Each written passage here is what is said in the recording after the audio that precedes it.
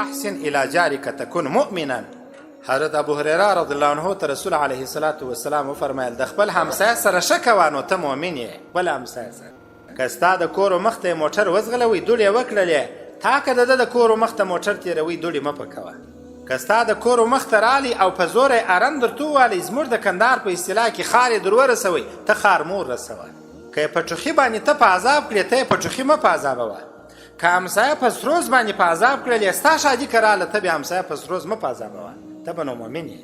او که ته هم په سروز په عذاب کوې، دوم په سروز په عذابولې، ستا که روم شادي وه، ته هم ټیپ ته هوا ورکړې وه، ده هم ټیپ ته هوا ورکړله، ته هم ځینې په عذاب، دی هم ځینې په عذاب، نو ستا او د ده تر مابین باندې زه څه توفیر وکړمه؟ د رسول علیه الصلاة والسلام د حدیث مفهوم خو دا دی، ترجمه یې دا ده واحسن الی جارک تکن مؤمنه.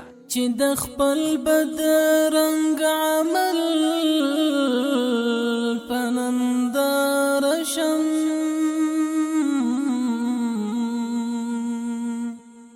وایم کاشکې